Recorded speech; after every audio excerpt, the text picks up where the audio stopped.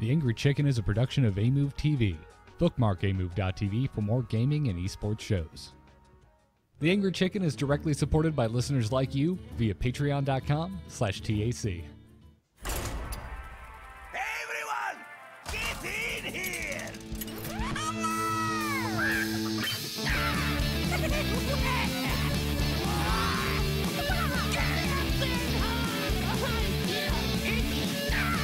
Ready for action! I've got the beast in my sight. A podcast about Hearthstone, Heroes of Warcraft. This is the Angry Chicken.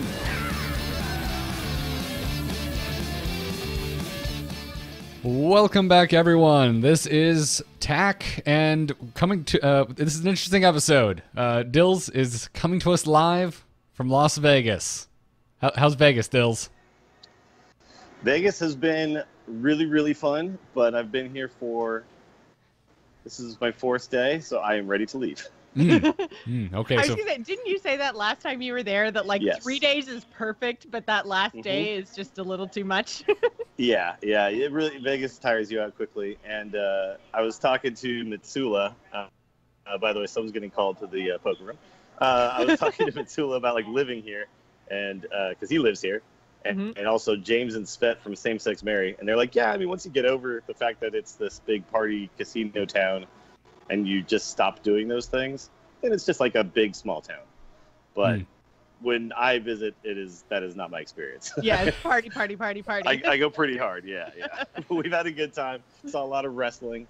I got to hang out with Justin and Schwood, and played a little Hearthstone on my phone, but mostly on my other accounts, just getting quests done and stuff like that. So I am completely out of the meta. that low risk, I don't, it's not a big deal if I get disconnected because the Wi-Fi is suspect kind of Hearthstone playing. Yeah, and when we get to strategy, I'm not going to be up on what the hell is going on. So. Just FYI. I don't think it's changed as much as you think, man. I don't think you're going to be as surprised by what's been going on with the meta, but yeah. Anyways, I forgot to introduce anyone but Dills. Hi, I'm Garrett, and Jocelyn Moffat is also back for this episode of The Angry Chicken. How you doing, Joss? Not too shabby. That's good to know. It's good to know. You have you just been just chaining the Tempo Row games, or have you spread your Hearthstone wings a little wider? Well, I saw a whole bunch of people I've been watching Hot Form, I've been watching Savitz, obviously. So they've been playing a whole ton of Warlock. So I actually did try some of the new kind of zoo decks. Although I've seen a lot of people playing the, what are we calling them now? I guess Highlander Warlocks? I don't know. the one-of decks, which I haven't tried, but I've seen a lot of pros playing. So Warlock seems to be making a resurgence. I did play a whole heck of a lot of that Rogue, though. It was, oh man, it's so good. It's just super, super good. Yeah, it's quite solid. This week, this is the first time. Actually, in the last 2 days is the first time since the nerfs hit that I have gone back and tried Druid. Jade Druid's still totally fine. It seems like it's just balanced. It seems. Druid's just fine. Yeah, it seems fair now, which I'm digging. So yeah. Dills, I'm curious what your decks on the other servers look like. How bonkers are they? On my EU account, I actually kind of have a lot of cards, but one of the legendaries I actually do have is patches.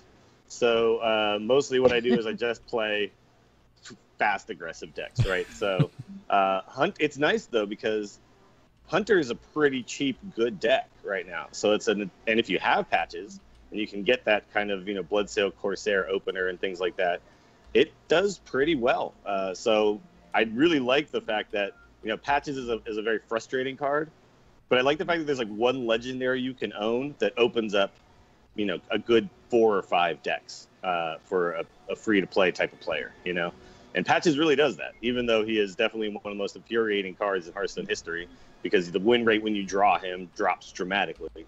The fact that there's a single legendary that kind of opens up the ability to get your quest done with so many different types of classes is really nice for free-to-play players. So Been mostly doing that. I have that hunter deck on my EU account. I have a warlock deck, and I have like an evolved shaman, and they all use patches, and it allows me to get all my quests done. I also did weirdly what I was calling bad Asia priest because on my Asian account, but it has no legendaries in it, and it is just crushing people at low ranks, obviously. But I think priest is just in a really good spot, just in general, right? Cheap removal options and some pretty bulky minions. I hate Eternal Servitude so much. Well, I'm not going that route because I don't have any like really high legendary cards to bring back with it. But I was able to build like a kind of light dragon shell, and with just Draconid Operative as being like my main kind of bomb that I could play. That was enough to get me a lot of wins with that. Just, you have a lot of AoE, you have Potion of Madness, you have the shadow words and stuff, and you can do well with that too. So it's kind of interesting seeing that other side that's not my main account with all the cards and what I can do. And it feels like maybe the game, probably because of the Druid nerfs and stuff, maybe the game right now is in the best it's been for people without tons and tons of cards. There's lots and lots of cheap decks out there that seem to be pretty decent. It's been really interesting to listen to you over the last couple of weeks, just because you've had so many different Hearthstone experiences. Like before the Jade nerfs, you had all the like, I'm going to go play Wild, and Wild's actually pretty good. And now you're like, I haven't had a good connection, so I haven't played Standard, so I've been playing on other servers and stuff. And it's been really interesting to hear that perspective on the game, because I know, at least me personally, and I think I can speak for Garrett as well, like we're so ingrained in like this Standard meta, and like that's the ladder that we play, that hearing that outside of that the game's actually doing really well has been really interesting. Yeah, there's lots of ways to play Hearthstone, but the interesting thing about when they introduced Standard was it kind of funneled what appears to me to be like 95% of players into this one area of Hearthstone, and they don't really step out, right? Yeah. So I've been trying, just because of my frustration with that one format, I've been trying to step out and see what else is out there and if it actually is fun. And I've been having a blast kind of messing around with all the little the corners, the nooks and crannies of Hearthstone. I dig, man. That's cool. That even after these changes, still kind of branching out. Yeah, branching out, enjoying Wild and whatnot. But hey, before we move on to our segments, before we kick things off with news, as is customary, we have a sponsor to thank and let all of you fine folks out there know about. Harrys.com is sponsoring this episode of The Angry Chicken, and if you are unfamiliar with them, they make high quality razors at a price that will not break the bank.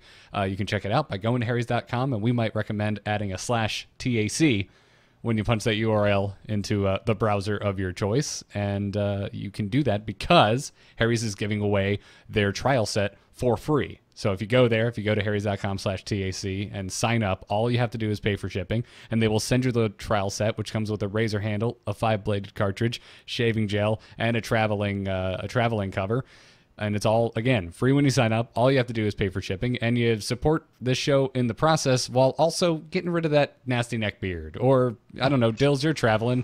You shaving those shoulders on the go?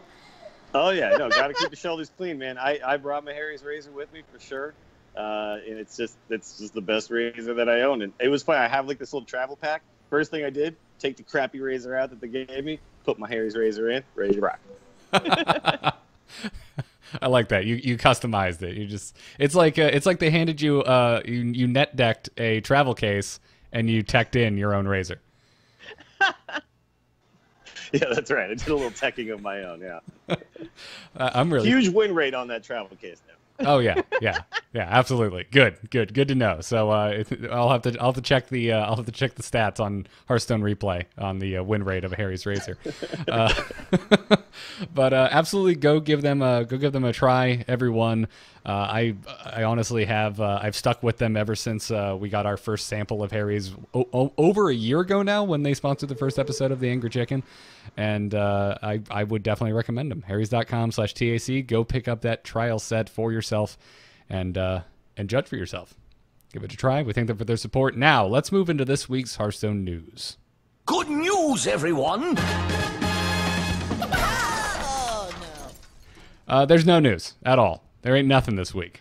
So. Oh. You didn't talk about Oktoberbrawl. Did you just make a Jurassic Park reference? Yes. Jocelyn just made a movie reference, guys, and it's a nerdy movie. I did it. Uh, I should have made an Indiana Jones reference. Oh, missed opportunity.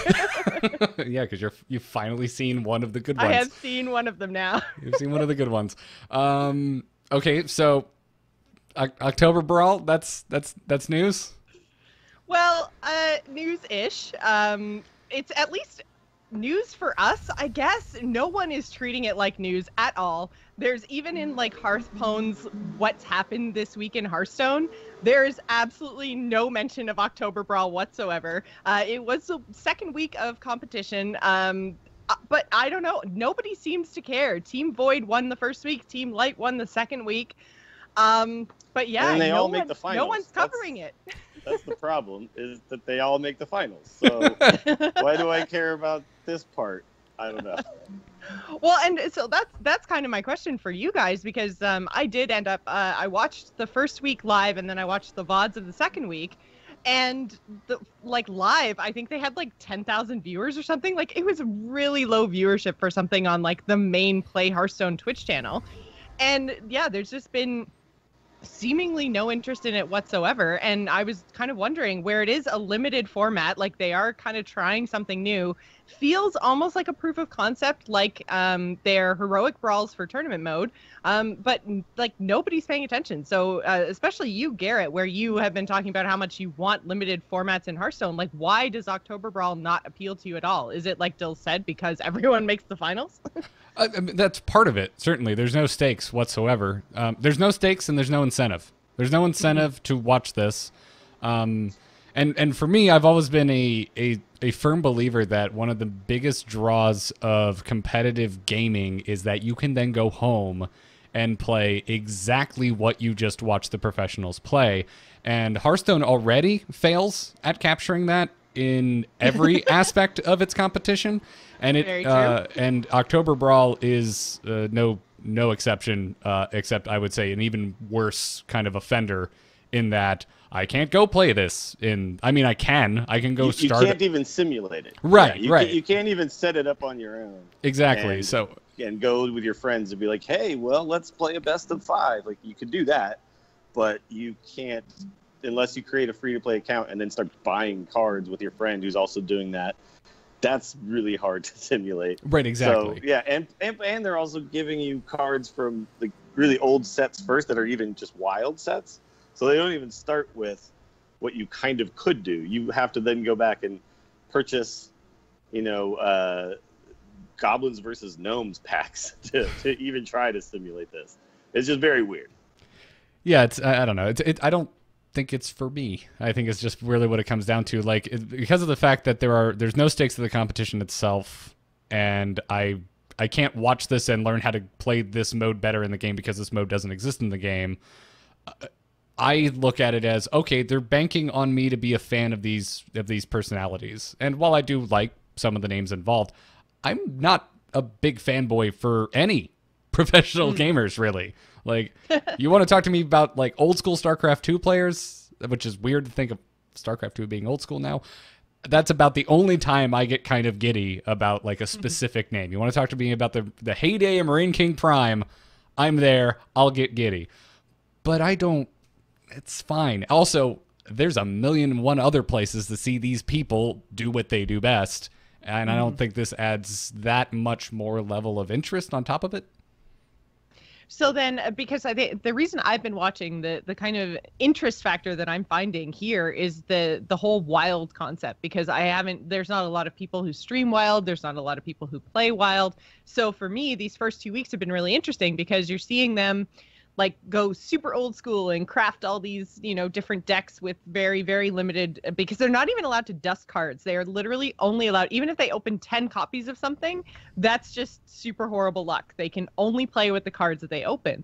So it's been kind of interesting to see with an even more restricted mode and, like how they decide to create these wild decks. So that's the part of me that I find interesting, is that it's been a different Hearthstone for me to watch, because so much Hearthstone on Twitch is just standard ladder. That's what you see. So that's what's been interesting for me. But I also preferred the VODs, and I really apologize to Fernan and Admirable. You guys are awesome guys, but I swear to God, the matches were less time than the talking between them. There was so much extra talk that like by the time it was like an hour and a half long video, by the time I fast forwarded through all the talking, there was maybe half an hour of Hearthstone. So I was like, this is being a little bit stretched out. Yeah, and I wonder if that's part of the problem too, is that the actual Hearthstone that there is to watch is kind of minimal when you compare it to the filler talking in between. And if they had more teams involved, although then that complicates, you know, the whole tie-in with Twitch Prime, but if they had more teams involved, I wonder if that would be a more interesting tournament because we get to see like more actual Hearthstone games. Yeah, I mean that would definitely address those issues. I don't think there's really any doubt about it. And I feel like they could go up to 4. Have 4 card backs. Yeah, yep. Or even like have 2 card backs still and have 2 team voids and 2 team lights, or you know, team void and team shadow and team holy and team light or something. Like there's different ways you could name them and still just have 2 kind of sides. Yeah, I also kind of think that the limitation of not being able to disenchant cards is kind of taking away from this whole thing for me, because the players, again, it's so RNG heavy that they just open decent packs and get good stuff. I would prefer to see them talk about the strategy they used and like what they disenchanted. Maybe you know, they can only disenchant a certain number of cards or something, so you kind of like limit it so they don't just DE every non-usable card, because I guess the idea is you want to see them use cards that oftentimes are considered bad and try to figure out how to make them good in their decks, right? That's probably the thought process behind it. I'm just kind of guessing, but it's not really working that way. Well, instead, it's just making it so that somebody opened a good legendary and now their deck is just way better than the other guys. Yeah, I feel like their original concept seemed to be like make it as close to a sealed magic sort of thing as you could. Like if you were sitting there, and although when you guys do magic and it's sealed, you pass around, like you open stuff and then pass it around or something, right? Nope, that's a draft. Sealed is different. Oh, okay. So they're both limited. I do not know much about Magic. That's the only thing that I know. They're both limited formats, but they're different. Okay. Draft is cracking a pack, picking one card, handing it to the person to the left of you. Right. So then you don't have the duplicate problem. It's solved by the whole passing thing. You wouldn't pick many duplicates that you can't use. Oh wait, but you can use duplicates in Magic. Yes. Oh, this is so confusing. Yes. Yeah. It's not a clean analogy in any way, shape, or it's closer. Yeah. It's closer, sort of, to sealed, but sealed you just have a stack of cards and you build your deck. You don't add more to that over the course of the competition. Yeah. So it's because I was thinking like they were trying to basically take away the part of the card game that makes it like the computer card game, right? The fact that you can like disenchant stuff, but they also don't have the option to do something that you can do in a traditional card game, which would be trading. So, you know, if I have a bunch of cards I can't use, what I'm going to do is try to trade them to other players for their cards I can't use. So you're right, Dills, like having not being able to disenchant seems really weird and backwards. I mean, I get that. I think they also might be trying to avoid like homogenization of decks, because if everyone can disenchant, then everyone can make the same cards, then everyone's going to play the same powerful decks. They'd all start playing like a tempo mage and something like that. And I think that's, and the problem is we're kind of seeing that already. Like it's just been a whole bunch of mech mage and like aggro shaman and stuff like that, because those are the cheapest, easiest decks. And when you open up a bunch of mechs, like you can probably make those, at least some sort of version of them. Yeah, I don't know. They're trying to be creative within the constraints of Hearthstone, and that's cool. It just doesn't interest me because I can't play this in the game as it exists without bending over excruciatingly backwards and making friends of mine also bend over backwards, so it's interesting and I have someone else to talk to about it and compete against. Well, and you can't even buy the old packs of cards, right? Yeah, you can. Oh, you can still? Oh. Mm-hmm. I thought you could. It's old adventures you can't buy. No, you can buy those too now. They're on the store. They're just not in the game. Oh. Well, you can't use gold for them. You have to use real money. Right. Okay. Which is also I was awkward. like, I thought there was some catch. They also reintroduced those to the game, but it also, that's another problem I have with how they reintroduced that stuff is, and I think this maybe was also part of them trying to highlight the fact that all these wild cards are now back to be purchased was, okay, now we're going to have these guys use them. But they really should have allowed people to use gold. And I think the reasoning that they said that they didn't is they didn't want newer players, free-to-play players, to accidentally buy wild packs. But all you need is the big pop-up that tells you, hey, by the way, these are wild packs. Are you sure? Because they already do that when you try to build a wild deck. Like the innkeeper pops up and says, if you build a wild deck, it can only be played in wild, just FYI. I feel like the player base would be smart enough to pop that up when they're buying stuff and say, are you sure that these are the packs you want?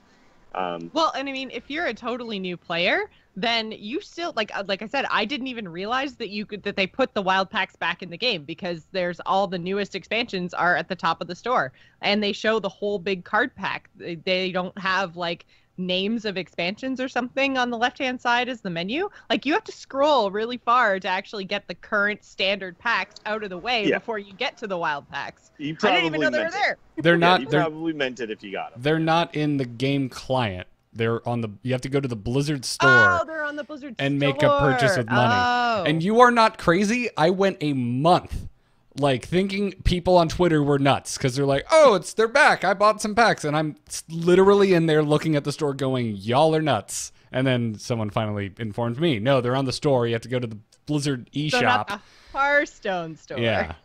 And so there's one more step. Okay. Yeah, exactly. That's why you can't buy it with gold, because it's not in the game itself, and there's no option in anywhere on the Blizzard store to buy things with gold. Although, why not? Let me buy anything on the Blizzard store with Hearthstone Gold. Let me do that. Let's make that an option. So anyway, I don't know. It's just not for me. So overall, yeah, you guys are totally not watching this. It is not on anyone's radar. Like, I tried even searching for it, and it was super hard to even find the replays. Like, this is just, it's yeah. I mean, I'll watch it if it's on and I'm not watching something else actively, but I'm not going to seek it out. I think is the problem. I'd rather watch Rick and Morty for like the 20th time. Yeah. Maybe they'll get more interesting as it gets a little deeper and they have more cards. But at least for right now, it's I did watch some, and you're kind of right. Like, it was fun. It was interesting. I liked the player interviews that they were doing, having them talk smack a little bit before they play. That was kind of cool. But ultimately, after I watched one or two of them, I was like, okay, cool, got it. Yeah. Then didn't go back. Poor Oktoberbrawl. Now, if they'd called it Oktoberbrawl, would you watch it? Maybe if the card backs were Halloween themed instead of really generic. Sure. If everybody had to grow a mustache or something, I don't know. Yeah, I'm not sure what would. How would Allie grow a mustache? She can figure it out. What does that have to do? Sharpie? Sharpie, or you go down. It's how Halloween costumes are out. Go get a fake mustache. All right, cool. Well, that's fun if you're into that. By the way, I'm not trying to make people who really enjoy the Oktoberbrawl feel bad about it. Like, hopefully that's not what you took away. Like, oh man, Garrett's crapping all over the Oktoberbrawl. I loved it. Keep loving it, you nameless listener out there. Now let's move into this week's Hearthstone strategy discussion. Hit it very hard. Wanna blow something up?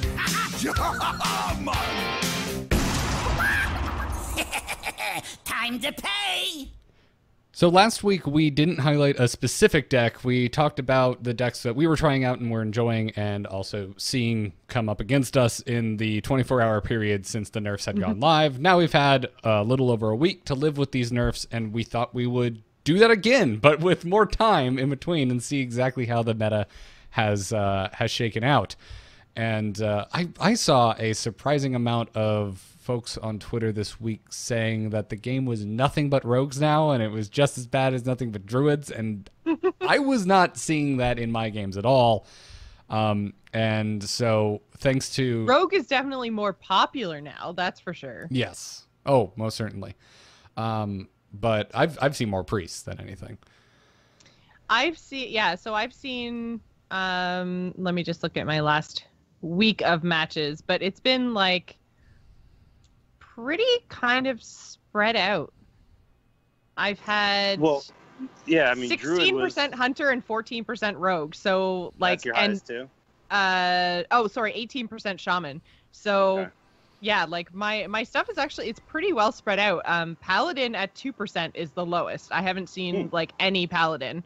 And I still warrior's the think next Murloc lowest. Paladin is really good. It's just a lot of people aren't giving Yeah, it a just fair nobody's shake. playing it. Yeah. Yeah. I had I think it's just we just wanted there not to be one class that was like 38%, right? And we've Yes. definitely gotten that because Oh, yeah, while a lot everything's of classes below are still 20. highly represented, there's nothing that's completely dominating right now, and I think that's really where we wanted it to be. So I don't understand, anyone's going to run into a string of certain classes just based on variance, right? And I definitely have seen a lot of Hunter and Rogue. I would say are the two biggest kind of resurgences that we've seen. Yep. But there's still plenty of everything, and that's just how I always want the game to be. Yeah, no, I completely agree. So I thought for this week it'd be interesting, since both you Dills and Jocelyn have been singing HS replays, kind of singing their praises. Yeah. So first off, I finally broke down and got my own damn premium account for HS Replay. And again, I would like to remind everyone we are not sponsored by them. But they do make a pretty rad tool, so I was like, all right, fine, I'll throw my $5 and see what this is all about. It's fantastic. I'm really enjoying it. And so basically, I pulled up I went to go see what Tempo Storm was saying on their meta snapshot, and then I went and looked at the statistics over on HS Replay to just see what was similar and also what was different. So, if you're the type of person that takes Tempo Storm's meta snapshot like to heart, if you put some stock in that, I would assume that you're relieved to see that there are 5 unique classes right now representing their tier 1. There is not a single class repeated. They believe Highlander, Priest, Tempo, Rogue, Token Shaman, Jade Druid, and Midrange Hunter are the tier 1 decks to be playing right now. Any objections from the attack hosts? Yeah, sounds about right. Yeah, not necessarily like objections. Those are all strong, powerful decks. I find it interesting that like they are kind of almost like maybe like self-fulfilling predictions. Like everyone was talking about how Highlander Priest was going to be the most powerful deck, and now it's the most powerful deck on Tempo Storm. Like, Yeah. I don't necessarily think it is. Like, it's a really, really good deck, but I don't know if there's enough to kind of separate it from a lot of these other really, really powerful decks. Well, So it's a deck that can high roll you really easily. Like it Yeah. just draws all the things it needs, then you can't really beat it. But almost any deck is kind of like that. I think the problem with the Razakis DK style Priest is when you don't draw Raza, suddenly your power level goes way, way down. yeah. So in a way, it's similar to the patches syndrome, which is you draw it sucks. You don't, you get a pirate out, and suddenly you're way ahead. It's so reliant on some specific cards that you've seen now. Everyone's just going to heavy cycle builds because the most important thing is just getting to those cards, right? Which means you're taking out a bunch of other really cool cards because you're putting in Gnomish Inventor, like Yeah. and you're just like it cycles, so I put it in, and that's like so it's like 3 important cards and then like 27 cards to allow you to get to those 3 important cards. Dills, Yeah. I don't think Gnomish Inventor appreciates being told that she's not cool. Look, it's great that the card's back somewhere, but that card is always going to be something to look for when you're just looking for draw, right? Like you remember people were playing it early on in whatchamacallit, everyone get in here, Patron Warrior. Patron Warrior.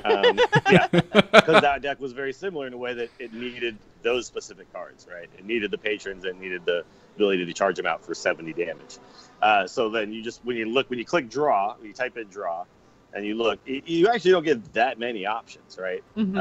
It's as far as like neutral, right? You have a decent number in certain classes, and then when you go to the neutral cards, you're just like, okay, I guess Loot Hoarder. Like you just end up with some pretty bad cards that you just put in because they cycle, and that really tells you when you see that card, like, oh, this deck has a specific win condition, and we need to get to it, and that's what's going to make that never like a definite tier 1 deck, because you can always just never draw those cards, right? So, but tier 1, it'll never be like, to me, like the most powerful tier 1. Okay, so then when I tried to put on my Dills hat and go have my mind blown by statistics at HS Replay, I was very surprised that the highest win rate deck in the last 7 days is Zulok. Yeah. It's a weird Zulok too, right? It's like it's got Gul'dan in it, right? Yeah. Yep. So yeah, Zulok with a 10 drop. Okay. It's basically like Zulok, but the way that you're buffing your minions isn't really with other minions anymore. The way you're buffing your minions is just with Prince Keleseth. So again, it's the same sort of style as the Tempo Rogue, where you want to mulligan really, really hard to get the Prince, because that's how the rest of your deck works. Because there's so many decks that are playing very, very similar cards right now that if you can get the Prince out, then your stuff just trades into the other stuff and is still on the board because of that buff. So like my Patches comes out and it's a 2/2 instead of a 1/1, and I kill their Patches and I still have Patches, and that's kind of just the way it works. So instead of like, you know, Defenders of Argus and things giving other things attack and, you know, your Direwolf Alphas and stuff that normally would buff your minions, you're just doing one buff at the beginning of the game, and that's how you kind of go forward. So then it gives you some space to play some bigger stuff. And when you can bring back all of your demons with Gul'dan, it's pretty good. Yeah, it's I think I've lost the most to Zulok as well in the last few days. I feel like Sunday was the first time I came across one, and I was just confused. I was like, "Oh, that's cute. You're Zulok," and then you kind of ran over me. I have a feeling that you're talking about the last 7 days. I have a feeling that's similar to that Rogue deck, which I had an insane win rate with, and then when I played it the night before I left here, suddenly it seemed like people kind of understood how to play against it a little bit better, and the wins were much harder to come by. I mean, it just felt like suddenly I was coming back down to earth a little bit with that deck. Maybe there's just a thing where people are not prepared for the Zulok right now because they just didn't expect it. They didn't see it coming. So suddenly someone's playing Warlock and they're just pumping out minions, and you're like, what the hell's happening? And next thing you know, you've lost.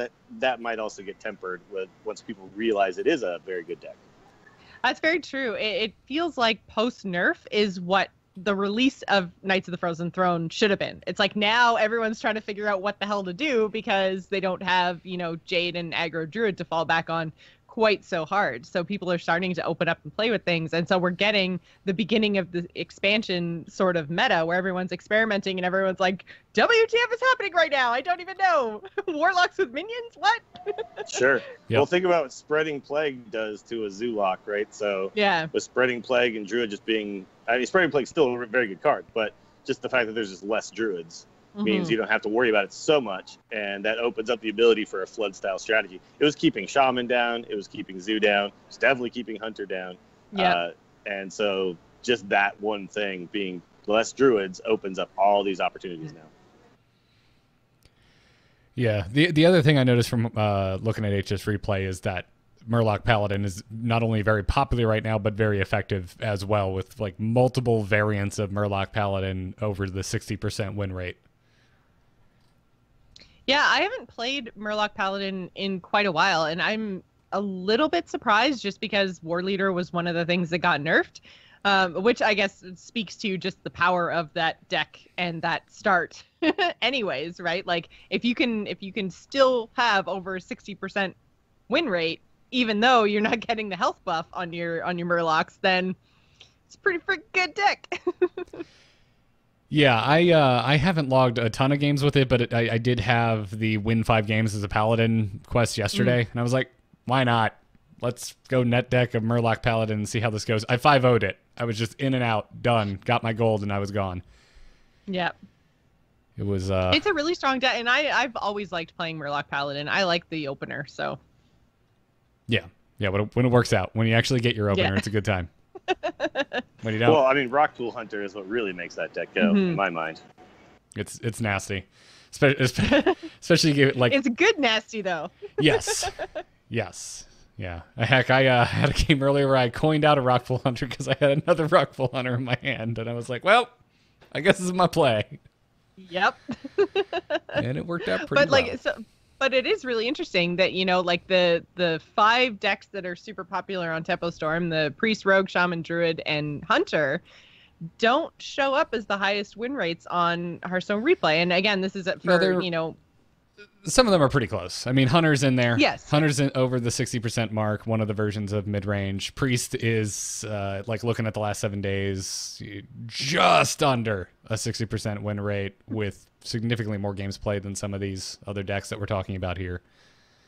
Yeah, no, my point was more so along the lines of, not that those decks aren't good, but just that, Zulok, Murloc, Paladin aren't included. And this is what I'm kind of getting at with the self-fulfilling prediction thing here, is, I think Zulok and Murloc Paladin, maybe Zulok less so, but Murloc Paladin especially, they're, just as good and can high roll just as hard as some of these decks that Tempo Storm is saying are tier 1. So it's, grain of salt when it comes to the meta snapshot from Tempo Storm is it is kind of arbitrary, right? It's what they feel might be best, and that they're excluding some decks, and I think that kind of speaks to how good the game is right now. The fact that they've already included 5 decks as tier 1 decks, and they've kind of missed a couple of others that are just as good in my mind. Yeah, I think so. I think what I would take away is play what you want to play. Play what seems interesting to you, because for the most part right now, looking at the statistics available to us, no, they're not perfect statistics. Please don't send in emails telling us that. We're aware. These are the best numbers we have to work with personally. Yeah, because they come from everyone using Hearthstone Deck Tracker, right? That is correct. Yeah. Yes. So it's the best thing available to us. This is the largest numbers that we could possibly play with. So I think for the most part, almost any class has a very viable archetype at the moment. Yeah. Is there anything that's really not represented here? If I sort by games played, the one that looks interesting to me is Mage, is second most games played in the last 7 days, and it's at a 44% win rate. But again, this is just one version of the deck, and one card difference will give you a unique entry on Hearthstone Replay. And if you go down just a little bit further, you'll find another version of Mage, very similar, a couple card difference, that has an almost 60% win rate. Yeah. So yeah, I guess that's Mage and Warrior are the two that kind of seem like they aren't very well represented in either one of these lists, either the Hearthstone Replay or the Tempo Storm list.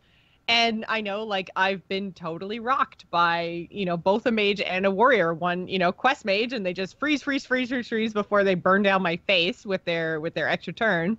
And, Warrior with their Fatigue, Dead Man's Hand, Cold Light Oracle combo. Man, oh man, they're very long, very late game decks, so I can see why they're not being spammed on ladder so much. Just because if you're trying to grind to let deck, I know I'm not playing at Legend right now, so if you're trying to grind your way up the ladder, you're probably not going to play something super Fatigue Warrior style that might take you 20 minutes. You're going to you're going to spam that tempo or aggro deck, right? You're going to play the thing that can win quickly. The other thing that's weird about HS Replay that you always have to remember too is that everything you look at, when you look at win rates and stuff, you might think, man, there's so many decks that seem to have really good win rates, but these are players who track their games, right? Yes. And by default, they're probably more serious Hearthstone players because of that fact, right? So all the win rates are a little elevated, and you kind of have to take a few percentage points off of each one to find its true win rate. So I know a lot of people have been like, man, I go over there and I look at these decks and then I can't win with it. Why are they winning with it so much? And it's like, well, they play a lot of Hearthstone. Because you're tracking really good, really serious players. Yeah, for sure. Yeah. Exactly. Yeah, and never underestimate just having games played under your belt with a specific deck. That's the other thing. That's something we've been telling people from the get-go, right? Is don't go in and play 5 games and then try to decide if a deck is good or not. Get used to it. Yeah, win some, you can't give some. up on a deck with only a few games. This is why I kind of advocate that 15 game thing, because if you play 15 games and you go 3-12, okay, that deck may not be working right now, right? But a lot of times my sessions would start out and I'd be 1-4, and I'd be like, oh god, I guess this deck sucks. But I'd play it 10 more times and I'd end up at 9-6 or something like that, because it just took me a little while to kind of get used to it and maybe understand the cards I needed to keep and the mulligan and all that kind of stuff, the subtleties of the deck. and then suddenly you figure out, oh, now I get it. And then the next day I'd go like 12-3, you know, because you get the more time you have with a deck, the more familiar you are with the strategy you're supposed to be utilizing. I think what Hearthstone Replay's best thing is, if there's anything that I could say is like the one thing that I will just always pay for, is the Mulligan Guide is so interesting, because a lot of times you get into this mindset of, well, if it costs 1, 2, or 3, I probably keep it. But then it'll tell you, like, oh, by the way, this 5-cost card is actually what's winning more games when it's in your opening hand. Mm-hmm. And you wouldn't think of that. You know, things like Ultimate Infestation, where they were like, yeah, keep that card. You're like, what? Yeah. Keep a 10-cost card? Like, no, it's the best card in your deck. You better keep it. And you see a lot of pro players will keep higher cost cards because they just understand that these are key cards. Yeah. And they'll probably draw in 2 cards decks they can play. Exactly, yeah. Yep. So that's, I think, the most valuable tool there. And what really kind of tells me where a deck actually lands is, like, if I can find a deck that has a pretty positive ability to mulligan into good cards more often. Like, when you see a lot of green cards, like, oh, there's a lot of cards I can have at the beginning that'll actually give me a win. That's the stuff I really pay attention to. Yeah. That's how the Zoolock feels right now, actually, because, like, I was looking at the Mulligan Guide for it, and there was like a good 10 cards before those numbers started to turn orange. But the other thing, too, about getting a lot of games in, I feel like it's even more important now than it was when we first started, because the thing I noticed with the quote-unquote Zoolock was that it was a totally different kind of style than the previous Zoolocks, and there are a lot of different card synergies in the deck that before you kind of had to worry about positioning of your minions, but that was pretty much it. Like, Zoolock was quite accessible, but now there's just so many different, like, discard synergies, Gul'dan synergies, like buff synergies. There's so much stuff in that deck that even something that used to be pretty simple is more complicated than it looks on the surface. So where it used to be a super accessible deck that you probably could pick up in 5 or 6 games, now it's like, this might actually take you a good 15 or 20 games to really wrap your head around what you're trying to do with the deck. So I think, like, you know, just getting your time in with these decks is even more important now, because just how complicated the game is it's gone up so crazy with all these different expansions. Yeah, board states have gotten a lot more complex. It used to be kind of, you understood how to take value trades and things, and now you get in these really weird scenarios where maybe you don't take any trades. Maybe you just go face. Maybe you do take all the trades. Maybe you take 2 trades. Like, it's just not it's not as readily obvious as it used to be. It's not very straightforward, Nope, no, not at all. So everyone go check that out. Again, it's another week where we're singing HS Replay's graces and talking about the Mulligan Guide and so go check that out as well. I think the thing with the Mulligan Guide is it's a really good jumping off point if you're trying something new. But also, like everything, don't follow it blindly. There might be certain keeps that are significantly better in certain matchups over others. So it doesn't break down your keeps in specific matchups, at least not yet. So you do still have to kind of pay attention to that. So definitely it's a starting place, and it'll get you, you know, a little bit of a core understanding. But after you play the deck a bunch, you'll realize, oh, this is the card I need against this matchup. But that's just going to be experience. Yep, absolutely.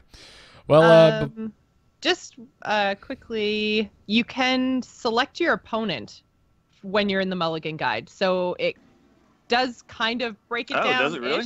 Yeah, you can select your opponent. Yeah, you have to, like, kind of I know what you're talking about. On the left-hand side. On the left-hand side, you have to select I know what you're talking about. But sometimes you can select your opponent, but then there's if there's 2 different archetypes, then it can really throw it off. Yeah, and then also sometimes there's not enough information on that specific match. Like, it gets a little bit awkward. I usually just like the overall thing and then get a sense from there. So do I. But there is a little bit of that. If you're super curious about what you keep versus, you know, a shaman or a mage or something, then there is a little bit of insight to be found there. But the specific matchups aren't quite there yet.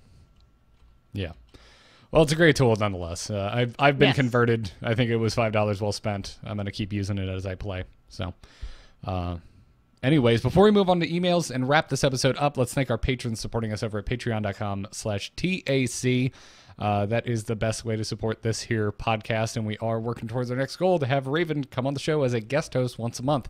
So if you've been listening to Attack for a while and you think, I don't know, $1 an episode sounds good to you, come on over and throw it in our, our Hearthstone-themed hat extended outside of our. They don't let us inside the tavern anymore. We've been panhandling for too long. Anyways, this week we wanted to thank Braden B, Myrishka, Christian M, Eddie H, and Michael W. Thank you very much for your support of this here podcast. As that's how we get paid. It's how we afford rent and cards. Sometimes in that order. Trips to Vegas. Trips to Vegas. Exactly. Now let's crack open that inbox over at tacpodcast@gmail.com and see what everyone has to say. Hello. Hello, it's me. Hello. Just quickly, did you get my message? Yep. Oh. Hello, brother.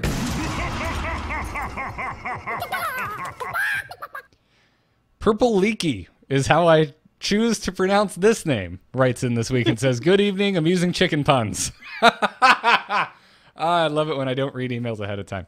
Wondering if in the very early days of Hearthstone you thought daft things about the game. Oh, wait, I did read this. I read this on my phone earlier this week. I thought this was hilarious. I don't mean overrating crap cards, eye for an eye, but other things, silly things you got wrong. For example, here's mine. For one, I had no idea what Arcane Dust was or that you could craft cards. Took a good few months to work that out. All right. Okay. I can't say I experienced that. I think the going into my collection and seeing like the glowing blue on the crafting was just like, oh, I need to click this now. But I don't know how long it took me to actually figure out what that was for. But just this is a button I need to push. Done. So if you're ever trying to trap a Jocelyn ET, don't use Reese's Pieces. Use something shiny. Yes. Oh, duh. Purple Leaky continued, said, number 2. I thought the deck hand lock was named because it locked your hand up with cards. It did not compute that lock had anything to do with Warlock. I had this same thing, and that I think is probably my biggest one from the start of the game, and sometimes even into now. It's just not understanding why the hell decks are named the way decks are named. I understood that it was playing on the lock thing, but I thought the same thing. I thought it was locking up your hand, and that's why it was called that. Well, I didn't realize it was because of having a lot of cards in your hand. Yeah. At first, I thought it was maybe like there was some guy named Hand or something. I thought I was confused by Zoolock. I still remember. I can't remember what movie I was seeing, but I distinctly remember coming out of a movie at our local movie theater and doing the thing I always do, which is waiting as I'm waiting for friends to come out of the bathroom, checking my texts. And Dills, you were texting me about a Hearthstone tournament that was happening, and that this deck called a Zoolock was just tearing shit up, and that you couldn't believe Shield Bearer was intentionally being included in a deck list. And I was thinking to myself, Zoo, I'm like, why are people running beasts in Warlock? That sounds terrible. Yeah.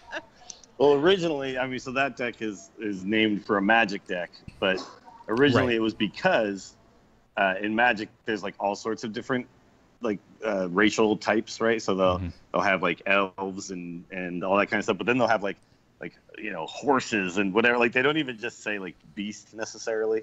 It'll actually like specify like what it is, Right. And apparently it was just it had so many different minion types in it that people just went, oh, it's like going to the zoo. Yeah. I like it. I remember like way back, I didn't even know because I was brand spanking new to card games. I didn't even know what like aggro was, like an aggro whatever deck. I was like, Well, yeah, that kind of stuff isn't necessarily obvious. I had my buddy ask me about. He was like, what's mid-range? And I was like, yeah, that's kind of weird because if you think about it, a lot of mid-range decks, it's like you would think if you didn't know anything that they only include like 3 to 6 cost cards or something. But it's like, no, there's a lot of 1s and 2s in there, and then sometimes like some 8s and some 9s. He's like, so it's all range? So all the I was cards? like, yeah. I was like, but the idea is just that you're always like playing something on curve. And he's like, okay. And I was like, yeah, and you win like in the middle of the game. I was like, I don't really know how to explain this, I guess. It should just be called like curve range. Yeah. This is a Curvestone deck. Like this is a deck that you play a minion all the time. That's kind of what it is. But, yeah, exactly. So, and then Purple Leaky said, number 3, and probably the worst one. For a good week, I thought, when attacking with Novice Engineer, who came up on this episode, and the voice would say, "Are you sure?" I genuinely thought the game was intercepting a potentially bad move on my part. I would stop my line of play and do something else. Don't! Please make me... I love this. Yeah. Oh, that's... all right, Purple League, we made you feel better about 1 and 2. I can't help you on 3. Yeah, I really can't either. That I can't do. Yeah, I will say I did understand that that was just an emote, but I'll give you mine. I thought Doomsayer was the dumbest card ever, and there's no way this could ever be good. Early on, I was like, why would I want to kill my own stuff? Why would I want to play a 0/7? And it wasn't until I think the first Giants Mage deck that was running them where I was like, oh, because you can just kill all their stuff and then you get the board. I see. But it took me a long time to wrap my head around that card, for sure. That was probably like the thing where I was just like, I was very slow on the uptake on why that could possibly be good. Yeah. I remember I thought Warriors and Druids were the most broken classes ever because I lost to them so badly right at the beginning because I didn't realize they got to keep their armor. Oh, okay. What? Yeah, and I was just what were like, you just like, Alex? I only get 30 and they can have infinite? What? Okay, all right. Okay, how about this? I remember the first time I saw the Hunter Hero power, and I was like, 2 damage? Well, that's way better than 1 damage. Clearly, Hunter is broken as hell because I was playing Mage, and then it took me a while to realize, oh, but not being able to put it wherever you want is kind of a problem. I see. But yeah, at first I was like, this seems unfair. Why did they get to do 2? Hey guys, I got one, and this goes way back. Okay. I remember spending multiple weeks on this show covering the fact that not only would Innervate be nerfed, but that it had been nerfed. And then today I played it expecting it to give me 2 mana, and I lost the game. I had a guy hit Innervate on turn 1, like right after the nerf, and then sit there for a second. And I was like, oh, he was trying to Innervate Flappy Bird, wasn't he? And then he just sat there for a second and then just conceded. I was like, aha. Yep. I did that today. I was like, oh, I'm that guy. Oh, that feels bad. So, all right. Dills, can you even read an email? No, you're going to have to read it for me. All right. Matt wrote in and said, hi there, Perturbed Poultry. Prior to the recent nerf, I made the choice to auto-concede to any druid before the mulligan stage. I realized that this would impact my rank, but I made the choice to prioritize fun playing over ranking up. It's not that I didn't think that I could win. I just didn't want to waste the limited amount of time I have to playing against a deck that I did not have fun playing against. But it made me think, what if conceding before the mulligan did not count as a loss? Your opponent wouldn't get a win. Neither player's win streaks were affected.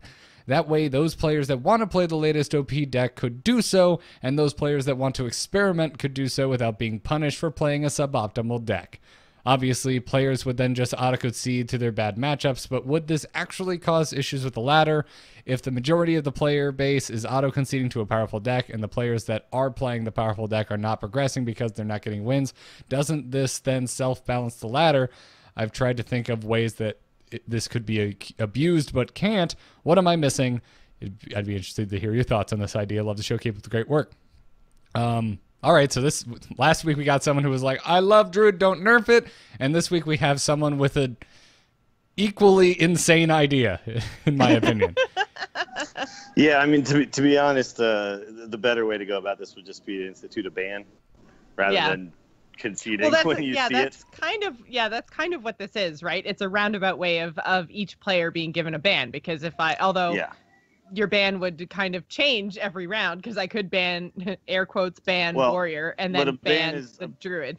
Yeah, a ban is better than this too, because you could be auto-conceding against like 4 different matchups. Yeah, right? exactly. And only waiting for your best ones. Yeah. And that's definitely not what you want. And also, and then so you finally queue into your best matchup, and then someone else concedes, because then they're like, oh, this matchup is terrible. Yeah, and then no one plays Hearthstone ever again. It's not going to fix anything. But, I really do think the coolest thing is, if you really just want to have a little fun, is have like some sort of other ladder I know Firebat's been talking about this a lot, where you basically are playing best of fives with a ban, right? On like a little mini ladder. And it's kind of like a tournament mode-ish type of thing, but it does not necessarily, because you're still just playing like one match. And then if you want to play another one, you queue up again, right? But man, asking for a best kind of series. I've never heard that mentioned anywhere. No, we've never talked about that before. But I mean, if you want to institute a ban somehow into a ladder system, I kind of like that way better than just a single ban and then you're still playing a single game. You could even do bans best of threes or something like that if you want to make, keep it kind of quick. But I like that. I like going that route rather than this other weird route of auto conceding to people. That seems bad. Yeah, I like the idea of it, even in a like one of, just if I knew prior to the nerfs I could play on ladder and never face a druid, then I think that would have been much more interesting Hearthstone, and I wouldn't have basically skipped the first half of this month. I would have actually been playing the game because I just didn't want to play against druid and I didn't want to play as druid, and then so I felt I couldn't play the game. If I could just eliminate that class, or in previous states of the game, if I could eliminate like pirate warrior, if I could just say I don't ever want to face a warrior, then I think that would make my experience a lot better. So even in a one-off ladder system, I think the more we keep getting these decks that just seem super powerful and 30 to 40% of the player base seems to be playing them, it would be great if we could just have a ban system, because then we don't have to wait for Hearthstone to actually nerf stuff and change stuff. Well, let me devil's advocate that one a little bit. Okay. It would it would basically disincentivize Blizzard to change Druid at all in the first place, right? So they'd just be like, we'll just let them be OP, and then no one will ever play it. And then we have an 8-class game instead of a 9-class game. So, I still think it's a better solution than like nothing, to be honest. But I also don't want them to then not end up with enough information to know to nerf something, or I guess they could use the amount of times that is banned to say, it's probably too strong, we can nerf it. Okay, 75% of our player base is banning one class, maybe we should look at it. Yeah, it invents its that's own. Definitely possible. I'm just saying, like, I don't think Blizzard wants to go down to an 8-class game ever, and so if you do a ban system, that's why I kind of prefer it to be like a little mini tournament mode ladder thing. Yeah. Rather than the single game, and then the single game could just be like, it's still the Wild West, right? I agree. What I want them to do is what they're currently doing. Like in this world that we're playing off of Matt's suggestion here. Yeah, I'd rather go with a ban than Matt's direct suggestion, but I would rather not do either and do what we're currently doing, which is having cards changed, so that we hopefully don't end up in a world where it might be better for the other 8 classes, but that one overpowered class, that stinks if you want to play that class. It really does, because your matchups are going to be severely skewed, or mostly mirror matches. Mm-hmm. Yeah, that's the other problem too, is that with a ban, essentially people will be targeting stuff again. So, like, if they don't ban Druid, then they probably know they'd play nothing but Druids, right? Because everybody else can't queue against all those people, or all the other Druids can't queue against all the people banning. So they're only playing against people who are targeting them, essentially, right? Yep. So things get wonky either way. It's just it's the best option is have a balanced game, obviously. But yeah. The best option is that's just crazy talk. The best option is give us another way to play, best of series with a ban. That would be lovely as well. And then leave ladder the heck alone and still make nerfs to cards when it's called for it. Let's do all of the things and multiple things that help create the best game possible. Wow. Amazing. All right, Jocelyn, final email for today. This one comes to us from Tyler. It says, "Hey, Tech Crew, your discussion on Blizzard's decision not to release patch 9.1 until after the 2017 HCT Summer Prelims got me thinking about possible workarounds to that problem. I'm curious of your thoughts on Hearthstone having a separate tournament server similar to Heroes of the Storm or League of Legends. Do you think Hearthstone could benefit from having a tournament-specific server so tournaments would not get in the way of balance changes? Or do you think having separate servers would divide the community more than Blizzard would like to see? Thanks for all the awesome content you put out each week. Listening to your show is always a delight on Tuesday nights." So I don't know why we don't have this, to be honest. Even like looking at the HCT prelims and seeing all the issues they had with disconnects and stuff, like if we just had a dedicated tournament server, especially if it had previous versions of the game on it, because I know it works fine in Heroes of the Storm. When I watch Heroes of the Storm play and they're the patch behind the live patch, it does not impact my, enjoyment at all. Oh, like, well, I don't look at this and go, it should. Are you sure? Are you sure you're not looking at? You're going, WTF? How old is this? When I'm watching that? It should impact it because it impacts my enjoyment because I want to watch Pro Heroes and learn something, and I feel like when they're playing on an old patch, I'm learning nothing. But the same thing goes for Hearthstone holding nerfs that we know are coming until a tournament is over. That also drives me bananas. Well, Crip's video on the latest HCT, and he was, the big outrage was about the disconnect issue, right? And his argument was the disconnect issue is not the biggest problem with Tournament Hearthstone. The biggest problem with Tournament Hearthstone is that the games aren't as interesting to watch as they could be.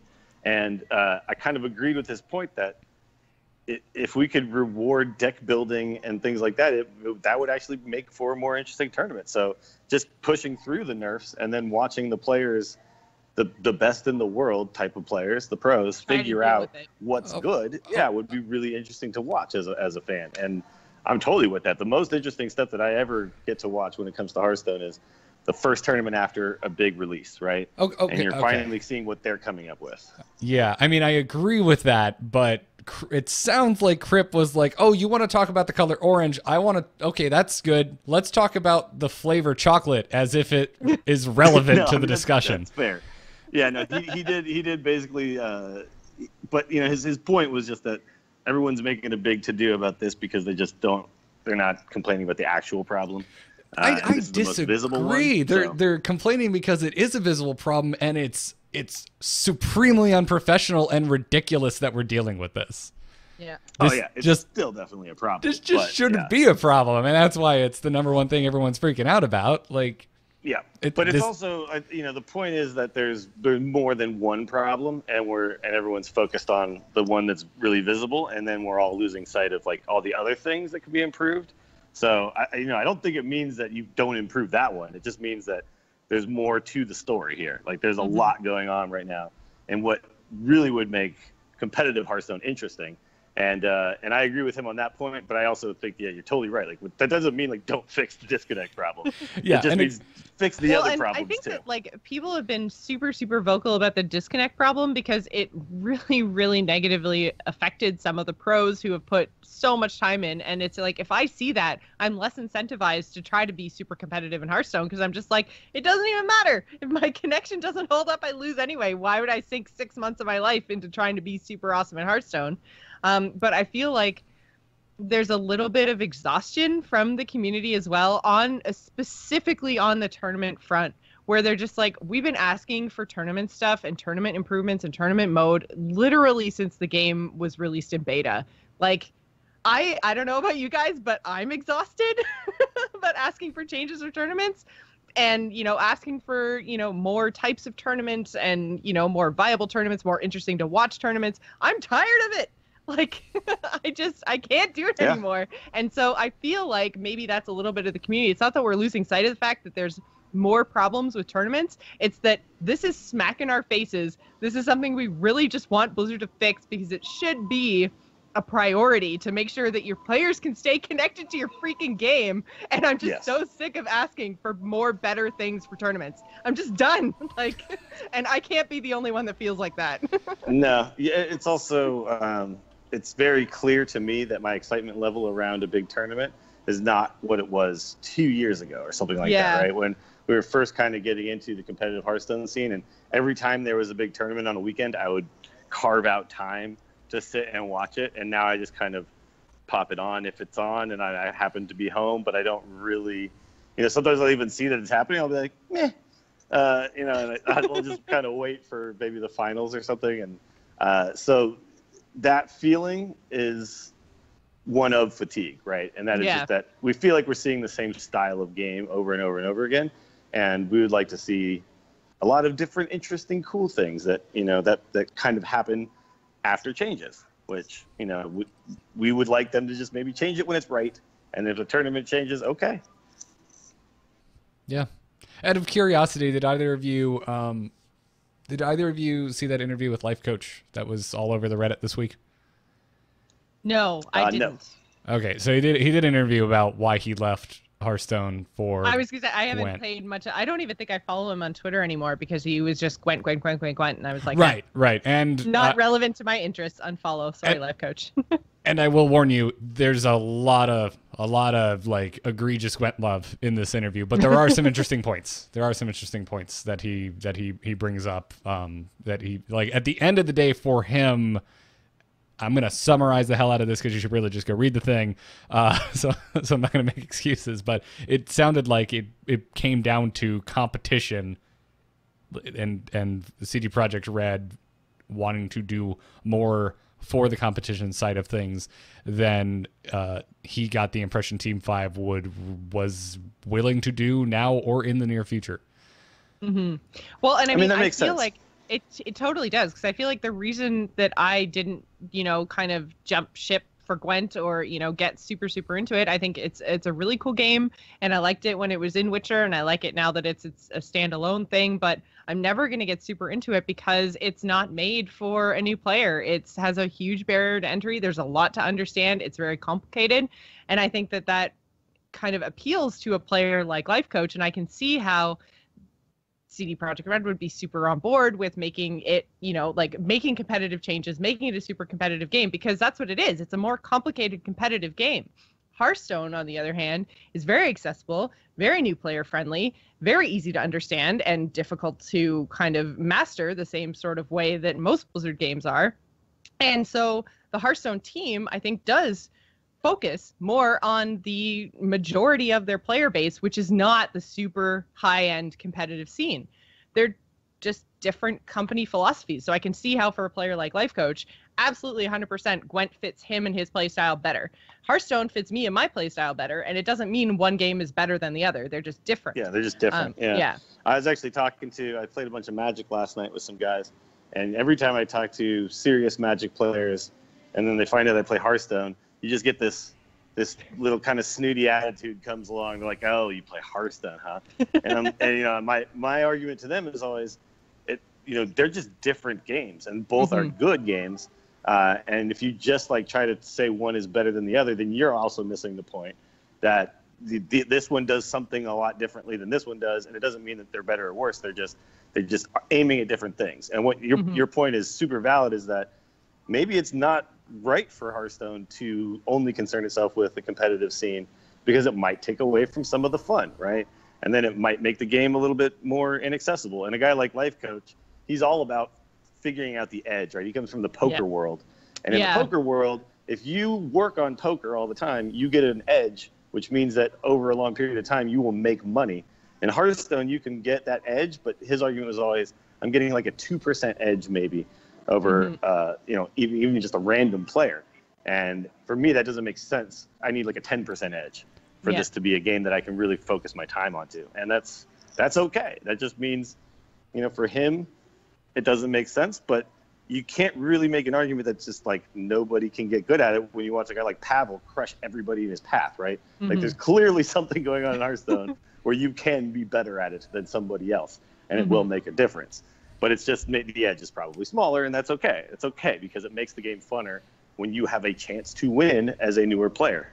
And a game like Gwent, you probably will never beat like a Life Coach if you go up against them one-on-one. Yeah, and I mean, that's not to say they shouldn't make changes to tournament mode, or they shouldn't make changes to the competitive scene or anything. Like, they should still, that is their kind of like flagship, right? Like, that's what they're putting all their marketing behind and everything else. So I think it's still important. It's just not as important as it is to a game like Gwent. Yeah. Sorry, Garrett. No, I was saying to your point, Dills, of saying, Magic is not better than Hearthstone. Hearthstone is not better than Magic. They're different games.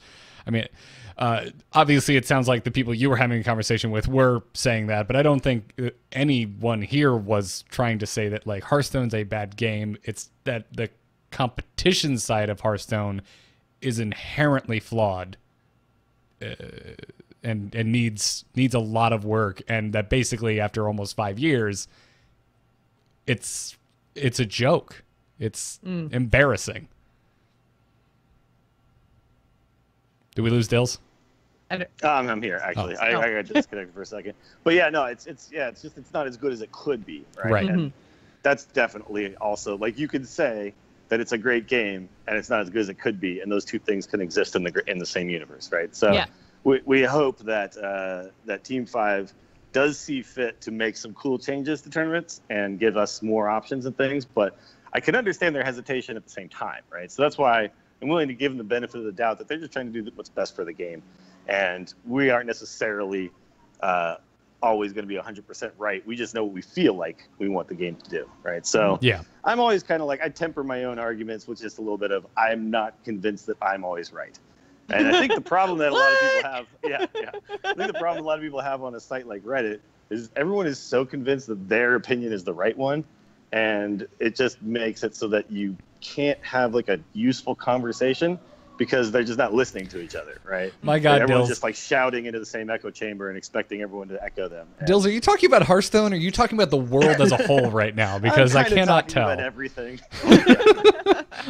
Yeah, because this is pretty much my anxiety-ridden feelings about the state of the Earth at this given moment in time. Yep, no, you're not wrong. Well, all right. I'm not sure that's exactly what Tyler was hoping to spur the conversation of.